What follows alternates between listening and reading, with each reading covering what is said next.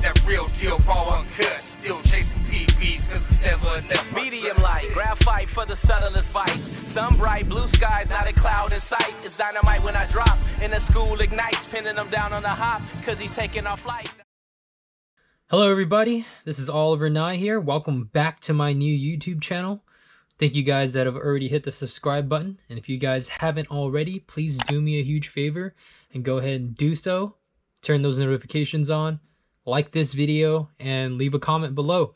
As this channel continues to grow, hopefully that gives me more leverage to be able to do more of this kind of content for you guys. Today we're going to talk about one of my most productive big baits over the past few seasons.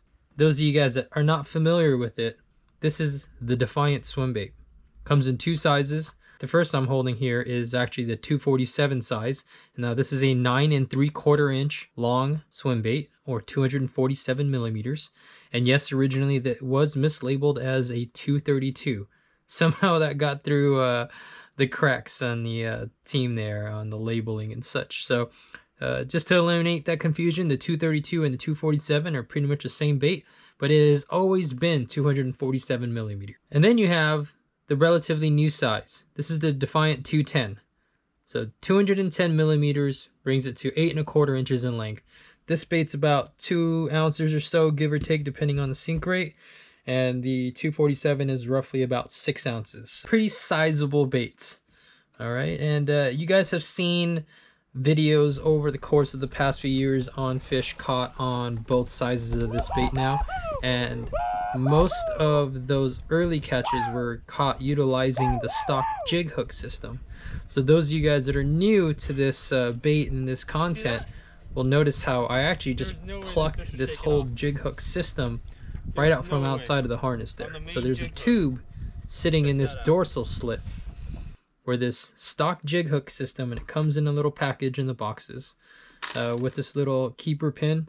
It sits perfectly inside that tube and in this slot, and you can take this pin and drive it into the plastic in the slot to further anchor that bait down.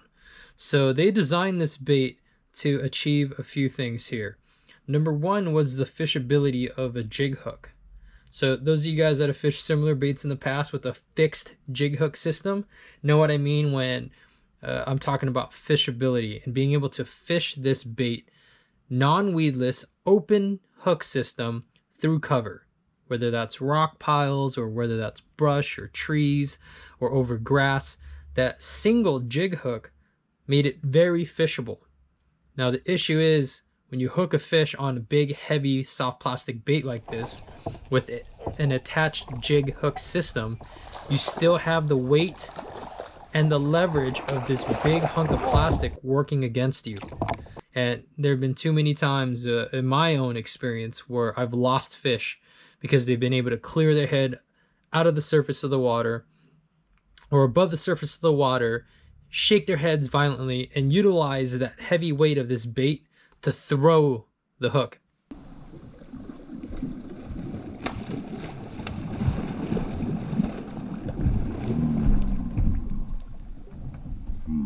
It's a terrible scenario. We work really hard to put ourselves in a position to make the right cast, get the bite, and then hook the fish, only to lose it after hooking the fish.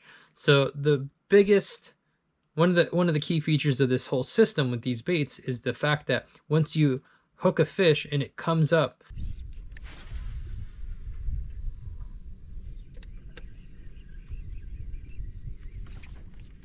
oops. Oh, oh, nice! Woohoo! Good grief! Talk about a freaking bite! Oh man! We're not going home, man. We gotta get on the phone with Virgin Australia. It ain't happening. I was so sick. Dude, my drag is buttoned and he's still taking it. Yeah, yeah. Oh, he was way up there too, wasn't he? Bro, that was so cool, man. That's so cool. Yes! Yes! Bearing the boat. The man's on today. trying to shake the hook. Now the hook disengages from the weight and the bulk of that plastic, they're stuck. Okay, so for that reason alone, I'm going to reach for a bait with a line through system versus a similar bait without it every time, because your numbers of landing those bites go astronomically high.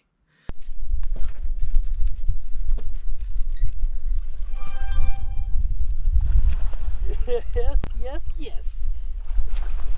Yeah, you keep jumping. Ain't gonna help you, honey. That's 3 times. Oh my god. Dude, this thing is a freaking giant. Holy crap.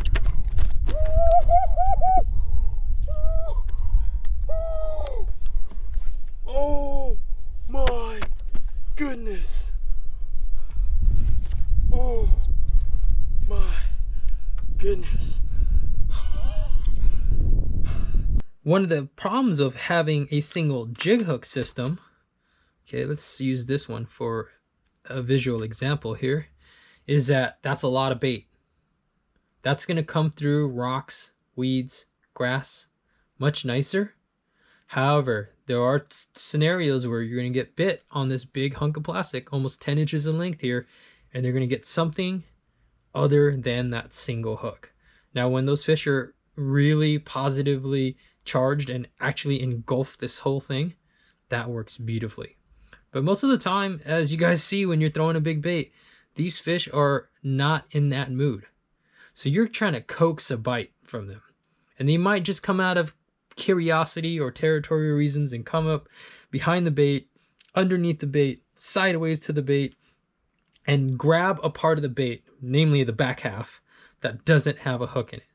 So the nice thing about that stock double jig hook system, it utilizes a trailer hook, just like you would on a spinnerbait or a buzzbait. So it's really simple. It comes stock, just like this, with 2 keepers. Okay, same size hook. These are both 5/0 hooks, and that little pin keeper, and it sits right in that slot. You drive that pin keeper straight down into the plastic, and voila, now you have double the hooks. Okay, and you're going to get a lot of those tail biters. Here's a video of an early prototype where this is a 10+ pounder, and I hooked it only on that back hook. Now this is in the early stages of testing, so I actually had to fabricate my own trailer hook, and all it is a saltwater assist hook, and made it work at the time. Okay, so now these production baits have this easy system, comes right out of the package, already comes assembled. Now, one little hack I'm going to show you guys is that these keepers can slide out of place there, if you notice here. And what happens is sometimes that hook will slide down the shank of the first main hook, and that will cause your bait to like kink or assume some kind of weird position that's going to affect the way it swims.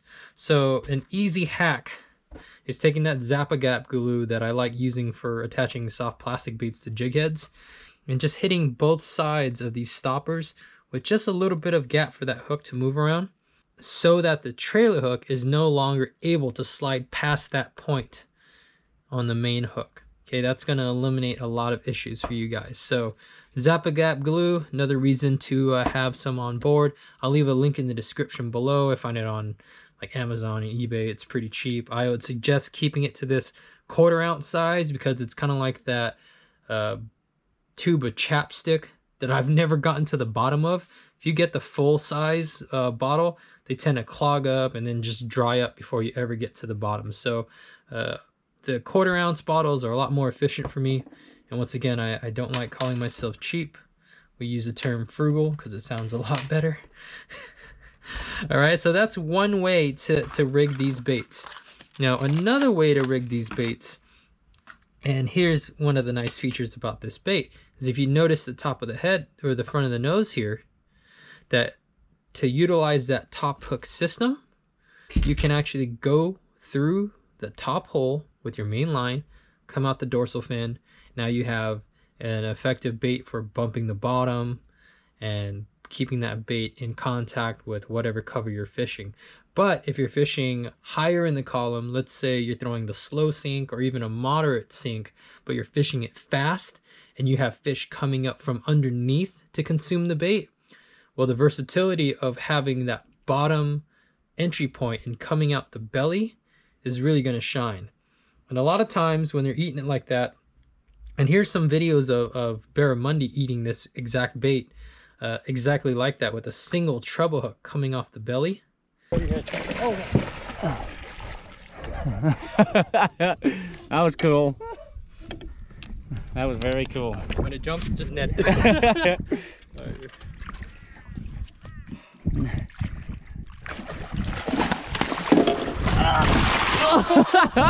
Yeah! 2 hands for beginners. Oh, now now we've got it happening. Get under. Oh, it's all wrapped up. Oh boy. But the show goes on. Oh, continue. Just net the fish. Yeah. What a show. What a show. 210 eater. You guys saw how much that fish was shaking and coming out of the water, away from the boat, out the boat, at the net. I strongly believe that fish's inability to use that bait as leverage is monumental in landing more fish. Every little thing that we can do stacks in our odds, and eventually, you know, those numbers play in our favor. Yeah, I gotta do, there you go. That's the Aussie pose I keep seeing you guys do. Head down, face down, tail up. That's the one. Tail towards me. Turn her out and you'll get that big paddle. Look at that thing. Oh yeah. Oh, I heard it pop. Oh, it popped. Nice. Let's just give her a breather. You can actually, it's really that simple, guys. You run a line through. Here, let me get some line. Now this is just some saltwater fluorocarbon that I had laying around from a past international trip. That's what they had available. So I'm just going to use it to show you guys. Okay, so bottom entry point, pops it right out of the belly. And it's as simple as tying on a hook. In this case, I've got a 2-watt Owner ST36. I always use a trilene knot, 5 wraps. Oops. 1, 2, 3, 4, 5. Tag in through both loops. See how there's 2 loops there? Now you need to always moisten your knots, and then with this heavier line, the key is to actually cheat the knot down by pushing down on the head of the knot. Make sure you actually draw tight on that tag end at the end. And it should be super clean and ready to go. You trim that off. And you can fish it as simply as this and just utilize one treble hook. Pin the point right into the belly here, and you're ready to go. Okay, when those fish are super aggro, that's all you need. But you can utilize the same components here that I'm going to show you in a second to crimp another hook in position here.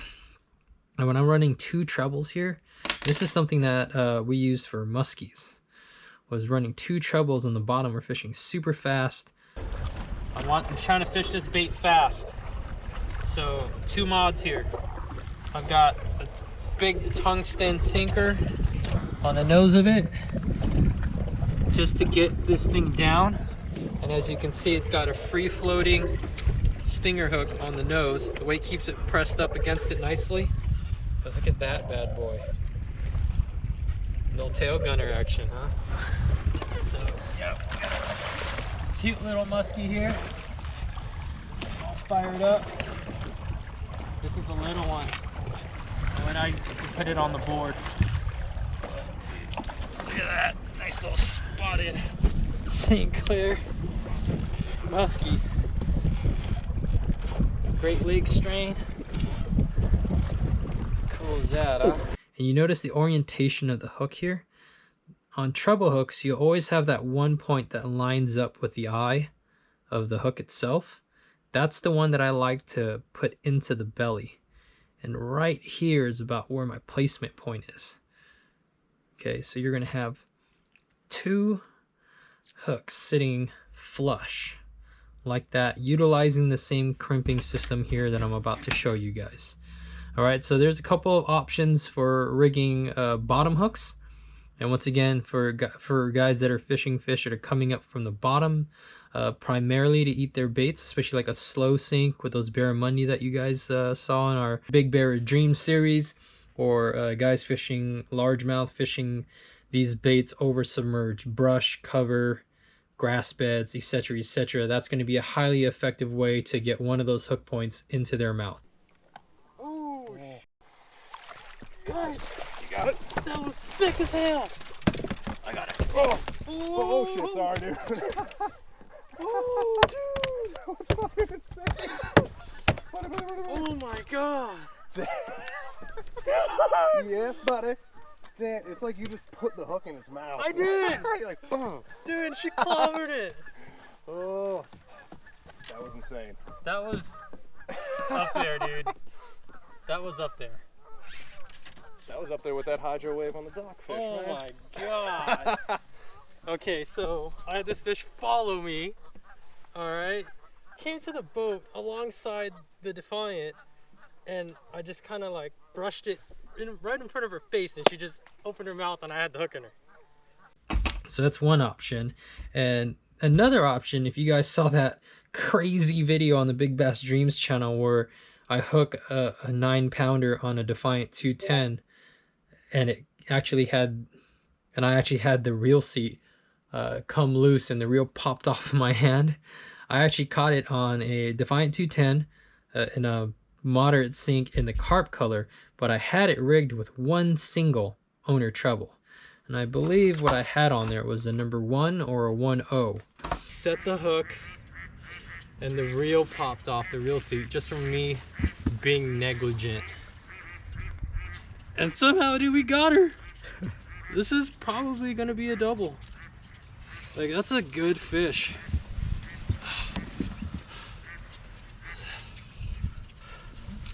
My gosh, we've been at it a long time. Today we started early, finishing strong. Gosh, what a beautiful fish. Look at that. I love that line through system, huh? All right, let's get her in the live well. Look at that, Johnny. Damn, perfect right there. Gotta love it. When I'm fishing in an area with sparse cover, I feel like I can get away with having multiple hook points exposed outside of that body because there's just a lot less to hang up on, but the hookup percentage goes up. All right, those fish are gonna come in, eat this whole thing, and I'm gonna hopefully at least get 1 point, if not 2 points into them. And then during the course of the fight, a lot of times you'll get the 3rd point, even though the 3rd point is currently buried in the bait right now.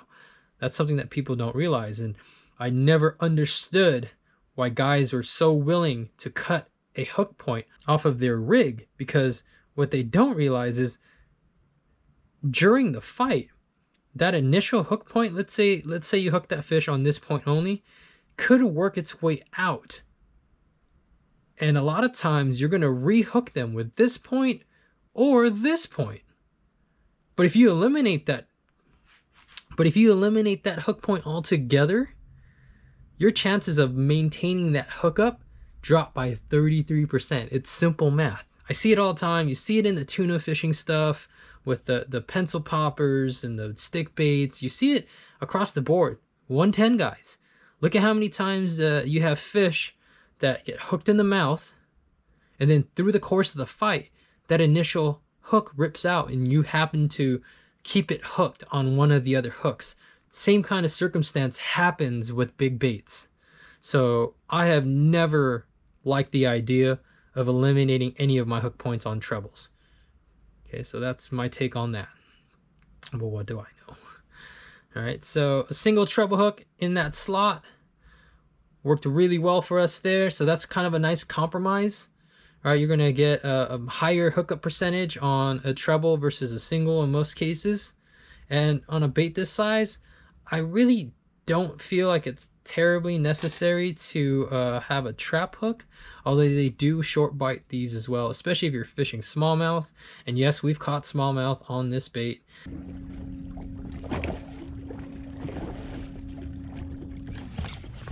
There we go.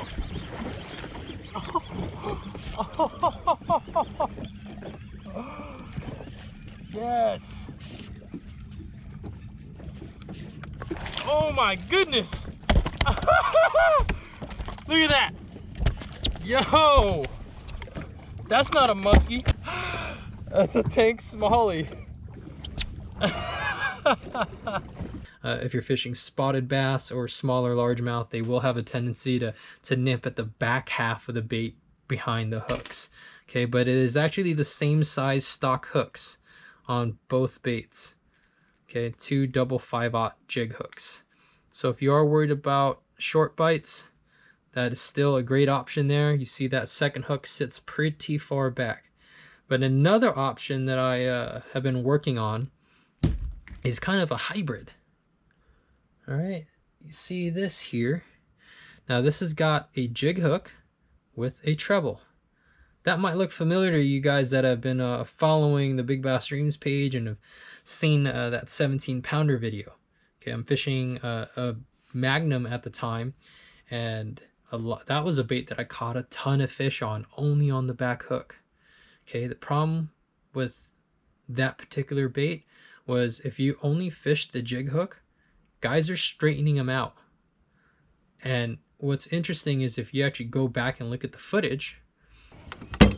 Oh, look at this thing. That's a teener. That is a teener. Oh my god.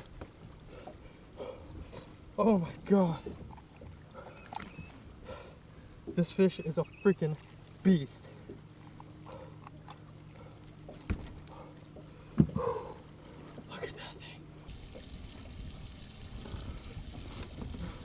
Look what that 17-pounder did to my hook. Are you kidding me? Are you kidding me? That was a brand new bait. That was the first cast I ever made with that bait, and I love that bait. I actually have it right here. Hold on.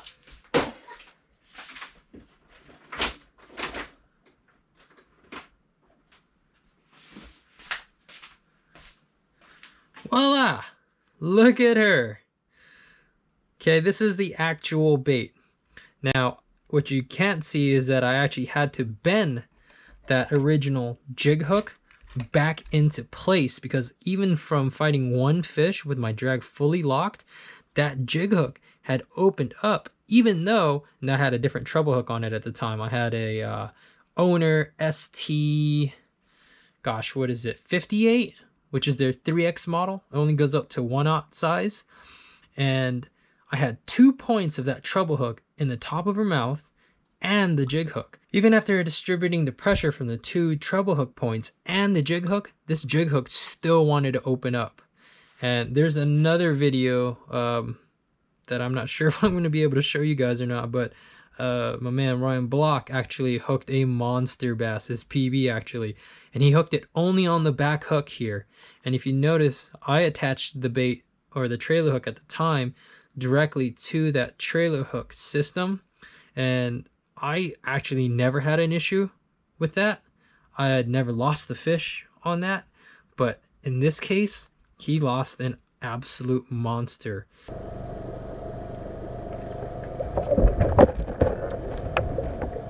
Oh my god. It's not bad no one has, Springer. Oh my god, that was a 17-pounder. Giant, dude. Oh no. And he came back with just the front half of his bait, and the second half was still hanging in that fish's mouth. And the crazy thing is, he came back later and caught that fish again on the same kind of bait, and it still had the back half wedged in her mouth. So that's a crazy story. But I know this is an evolution of that system. So that eliminates a couple of points here, right? You got a much stronger hook, and actually I actually like using a little bit bigger hook. So I've got one of those punching flipping hooks here, and this is a 6/0, all right, from Mustad, but the owner variety, the Strike King, any similar style punching flipping hook should work in this scenario. All right, come on guys, you guys blowing me up trying to shoot a video for you. The same line through principle still applies. Okay, and now we've also eliminated a potential failure point here. You saw how nicely that sat inside the bait. If you hook the biggest fish of your life, you can have the confidence that it will not fail you, because I've attached that trailer hook directly to the closed eye of the jig hook. There is nothing to fail here. We've got 135 pound rated 7-strand wire, heavy duty crimps. The A4s are their appropriate size, and I've caught hundreds if not thousands of fish using these crimps on this style wire. Now I used to use 90-pound wire, but if you get in a good bite and you're wrecking multiple big fish, like, I don't have time to sit there and re-rig a 90-pound wire that gets kinked easier than the 135. So this goes back down to efficiency. Okay, that 135 can take a lot more abuse. And I still like the wire in most cases versus like the 100-pound mono or 130-pound fluoro that I've been using for the muskies. And the reason for that is it's smaller diameter.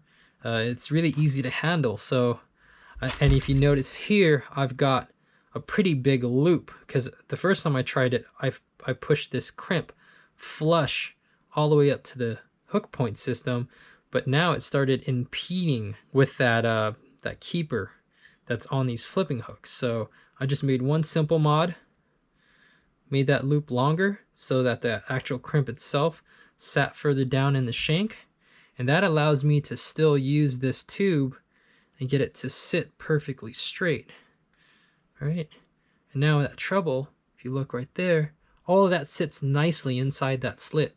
So it's low profile, and once again, that point that I was telling you guys about, I want to take that point and run it down into that slit. You've got a low profile presentation, and you're going to have a great hookup ratio and hopefully land more and bigger fish. That's really the gist of it, right? But I'm going to go ahead and rig one up to show you guys here, and spacing and all of that stuff is truly important. So I'm going to just pull it out so you guys can see exactly how we rig this. And this stuff is cheap. It's $2.49 for a pack of sleeves. Okay, these are just single barrel crimps, saltwater style. So this is another scenario where my saltwater experience over the years has come into play in my freshwater bass fishing.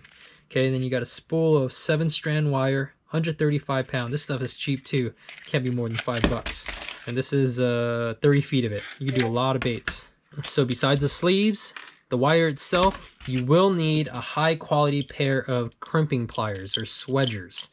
Okay, you'll notice they have multiple crimping sizes there, and we're going to use the smallest one here. And I think that says 1 to 1.3 millimeters in diameter. Okay, so what you're going to do is you're going to take one of those flipping hooks.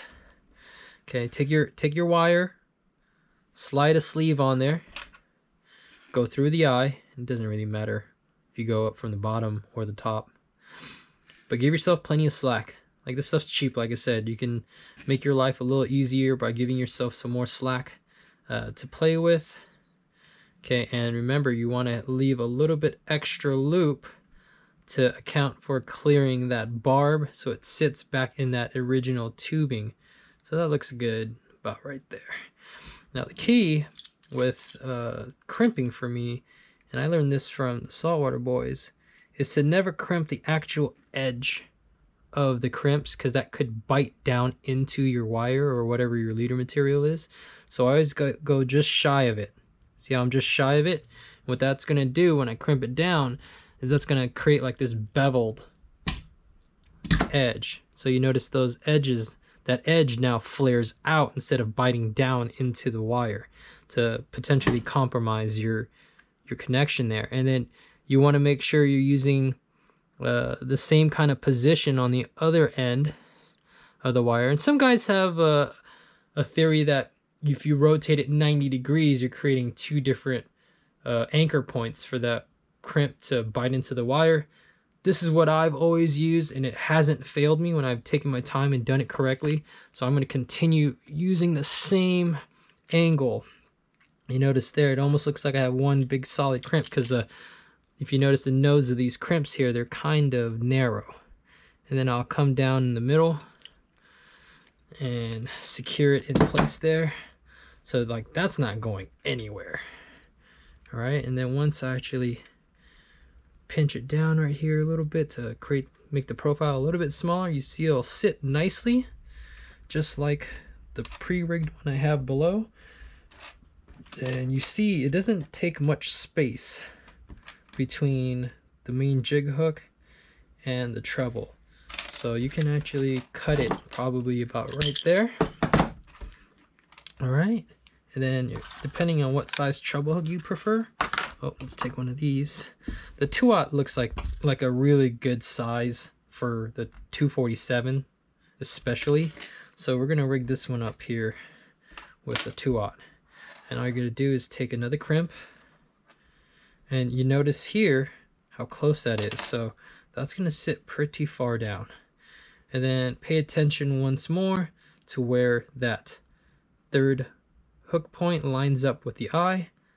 I'm gonna probably come in through the side like that, so hopefully it sits nicely in that slit of the bait. Okay, and then you want to pre-measure and see how tight that thing sits. So we want it about right there. So before you actually put any kind of kink in your wire, you want to make sure you get your placement as close as you can.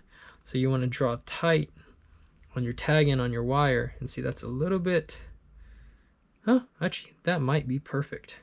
So you can always kind of test it, right? Or actually, I'm just gonna measure it against my already made rig, and you can eyeball it for the most part at this point. I'm gonna pull a little bit more slack out of that. And the nice thing about having that pre-made slit is that it'll hide any extra long tags like I'm going to leave on this wire. Once again, make sure the edges are beveled out. I'm crimping pretty hard here, probably like 80% of my strength, 90%, and that should not fail. And voila, and then you can trim the excess tag. That's why having a nice set of swedgers is nice, because they all come with wire cutters too. Make sure you cut the tag end and not your main line. I've done that before. And then voila. Even though that one looks a little bit sloppier than my first one, let's use it on this beautiful perch color, huh? Okay, that's gonna go find that tube. It should go right in. Look at that, up there flush. That's in there pretty good. Now you could also maybe leave them all exposed, and some guys might prefer that, but I actually like having that hook buried and secure in place. And to get it to sit straight, you're just gonna wanna pull the bait back a little bit and then anchor it in there, and bam, that's ready to go. Now about you guys, I don't know about you guys, but I like the way that looks. Now you can get that thing to sit back a little bit further if you like. Okay, so all you gotta do is adjust the wire length a little bit, and voila. Okay, so there is the new jig hook plus treble trailer system. And I think that's going to be in heavy rotation for me this season. And I mean, let's see how it looks with the 210. Now the tube is smaller on this bait, but that 6/0 doesn't look terrible. All right, it went in there pretty darn easily. I think it's the same diameter tube. So the same concept's going to work on the 210 as well, although I would probably drop down to like a 1/0. And those of you guys that haven't had a lot of experience with this hook on trophy largemouth bass, I have an extreme amount of confidence. I've caught thousands of Swimbaits fish on a #1 ST36 without more than 2 or 3 failures. And I think those failures can be attributed to not getting full penetration into the throat of the hook itself and hitting a hard part in the mouth of a bass and getting that point to actually like catch that hard part. And if you do that, it's got enough leverage just to open these things up. You'll do that to a 4X hook even. You guys might see that if you guys are bluefin fishing off of our coast here. If you don't get penetration like past the barb into the actual bend of the hook, pretty much any hook can be straightened just because of leverage principles. But I like the way that the #1 looks, and you can get it spaced perfectly and sit just like that. Huh? That should get some dirty tail biters. So same concept, same rigging system. Hopefully you guys find this video helpful, and if you guys did, please man, subscribe to the channel, turn those notifications on, and leave a comment below. That engagement on this channel and the Big Bass Dreams channel is really important in growing our platforms, guys, and ultimately as those platforms grow, we become more able to share more of this content with you. So thanks again for tuning in. We appreciate you guys. I've had a pretty good start with these baits to begin the year already. Looking forward to getting back out on the water and putting these in the mouths of multiple species of fish throughout the country and hopefully throughout the world. Anyways, I'm Oliver Nye. Thank you guys for tuning in. Appreciate you guys. Aim high, dream big. Stay safe out there. Don't put yourselves in any unnecessary risks. All right, catch you guys on the next video. Thank you. Peace. That grind,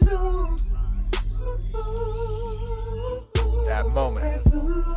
It's all about that one moment.